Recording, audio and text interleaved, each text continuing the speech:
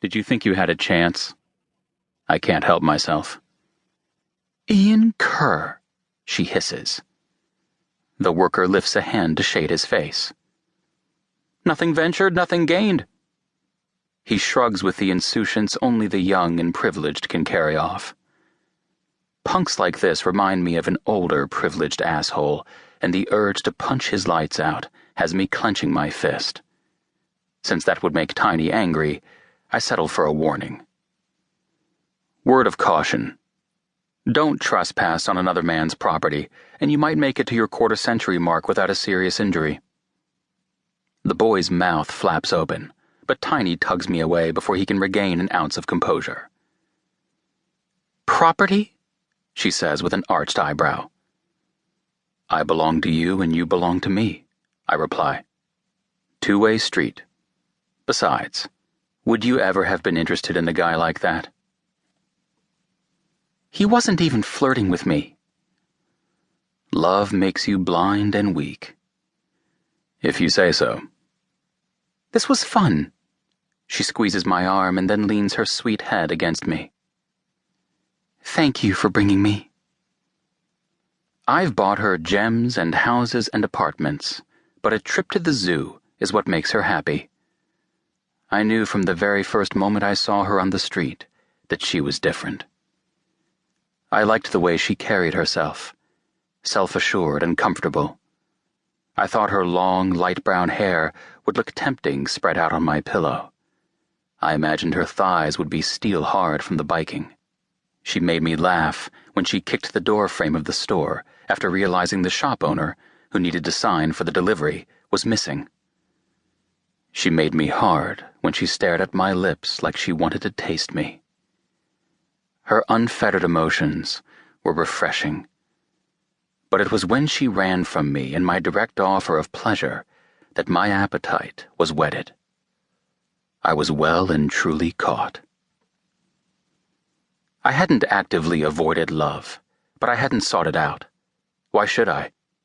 I'd spent most of my 32 years fixated on making money, and there were few bedroom doors closed to me. Reasonable attractiveness, made infinitely more so by the thickness of my wallet, ensured that bachelorhood in New York City was easy and entertaining. Maybe too easy, because her refusal unwittingly transformed her into an irresistible challenge. The more she denied me, the more I wanted her. Even now, I'm not sure how many walls I've managed to tear down, how far inside the citadel of her heart I stand. It's only when I'm buried inside her that I feel content.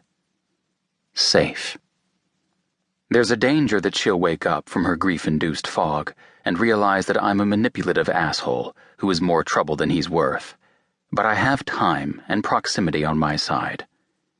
I've bought my way into her heart and life. I'll lie, steal, and cheat to stay there, because nothing is worth more than her.